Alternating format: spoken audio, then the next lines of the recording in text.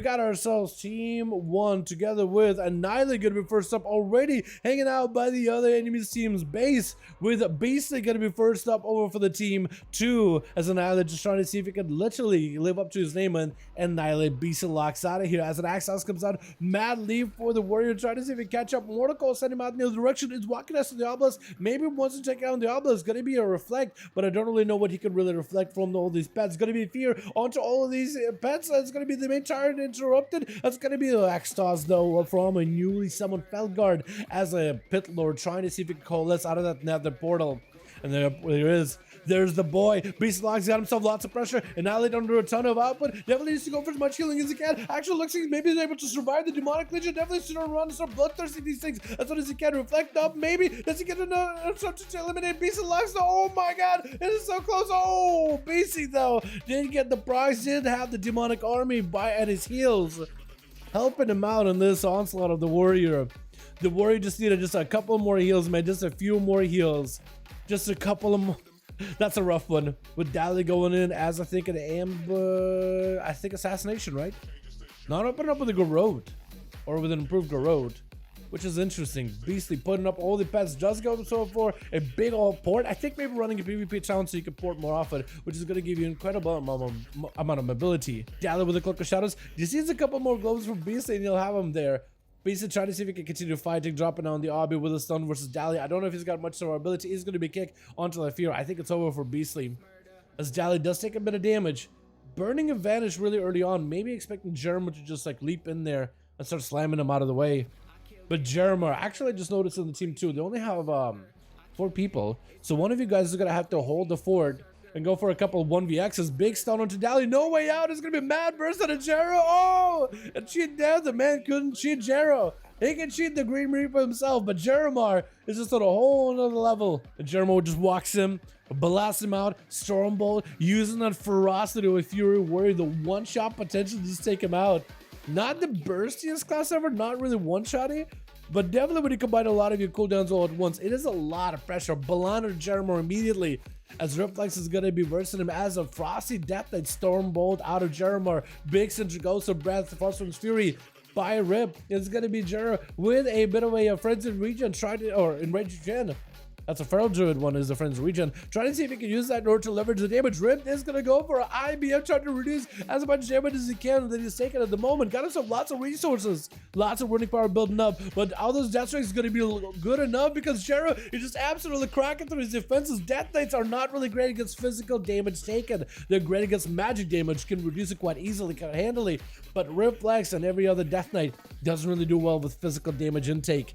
As a Frost DK, you have to stay in the melee though, so you can't really run away. You can chain, you can slow, you can stun, you can kite, you can even hit him with a blind, but the damage, you still gotta be in melee, and that just puts you in a dangerous situation, especially when you get Jeremar out here, blasting right through you. Looks like Reflex catching up a bit of healing. Stun onto Jero. Try to see if he can separate. Jero does go for a quick charge around the corner. It does not have that charge root stun or a slow or shockwave. I'm not even sure. Gonna be Reflect for Jero in case of the Chain of Ice. Reflex mounting up. While mounted, the Death Knight does have a mobility advantage. Like Paladins, they move a little faster while mounted, passively. So Jero, I don't think if he wants to play this ring around the rosy with Rip, he won't really be able to catch him, but the Stormbolt around the corner in the next second range, Rip could be in trouble, does go for a bladder to Jero. Jero does not have a normal token to break out of it, just has a human racial to break him out of those stuns. Big charge towards Rip, but that's going to be a stun only on approach. Rip is just trying to do everything he can to not go Rip himself, leap around the corner, unless Jero got another charge stun. Oh my god, every single approach. Jeremar in this situation where he's just a zombo walking at Rip, and Rip is just trying to see if he can keep him at bay. Normally Death Knight is the one that's just unstoppable, the Walking Dead, but right now Jeremar is taking that role. Reflex does go in for a mad heal increase with a Battlemaster Trinket, trying to see if that can maybe give him a bit of an opportunity. Jeremar is taking a page out of his book, just avoiding all that damage. Rip is like at some point either needs to go in with all the cooldowns or play defensively. I think he wants to choose to play defensively. Jeremar with a Stormbolt locking down Rip, does go for a Trinket, trying to see if he can slow down Jero, and that's going to be Death's Advance to keep himself moving. Chain of Ice on to Jero, trying to see if he can just walk away from the Fury Warrior.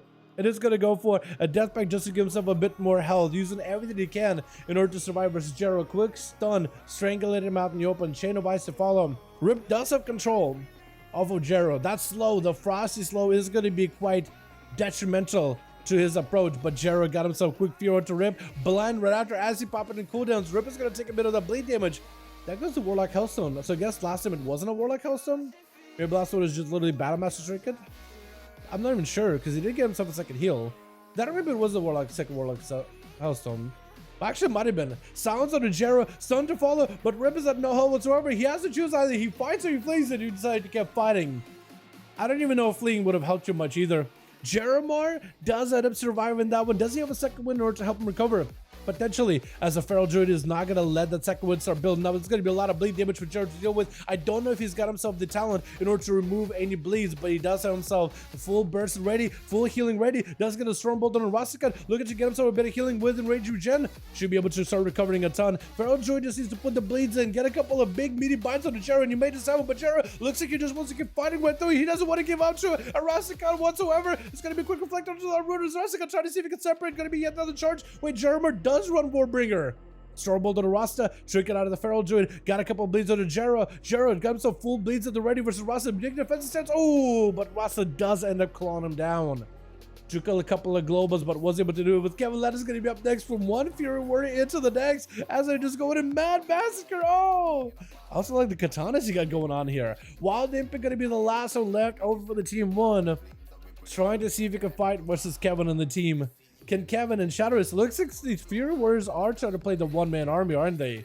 So while they've been trying to go for the bots of fell, gonna be reflect for Kevin, trying to reduce a lot of the physical, magic damage, but a Mortal Call, standing Wild Imp running, does have the access for the pet, gonna be a spear, Wild Imp going in for a port immediately, trying to see if he can separate from it. Leap by Kevin, that's gonna be a full charge on him, maybe he can go a fear onto all these pets, it's gonna go for a big defensive, Wild Imp maybe in a bit of trouble, does have some dark fight, but it doesn't last long at all. Will the wall to follow? 40% damage reduction is gonna help him out a lot. Wild Imp does have a big old tyrant, the pets are feared in all directions, that's gonna be Wild Imp and a ton of pressure with your flank. What can he do in this situation? I think maybe just be going down. Kevin, does he take him here? I think maybe one more charge would do it. Maybe one more throw. Stormbolt from a distance into an axe house onto Kevin. Does Kevin get to finish the duel here? Needs one more leap and a quick charge, and maybe we'll have him. One more good opportunity just to reconnect with Wild Dip and try to see if he can find that angle. Mortal Call sent out. Let's go for a big charge. Wild Dip, but no whatsoever. Wait, Kevin. Oh, wait, what? Oh my God. Is there a bleed on you? There's a bleed on you. Somebody's bleeding you. Oh my God, Wild Imp! How do you live that, Shadowlands? Oh my, he doesn't want to give him a chance. Oh, you're in his list now, Shadowlands. Next time he sees you, he's not gonna give it the honor duel. Jero with 2, Kevin almost bringing it in for his team, man. Very well done, boys.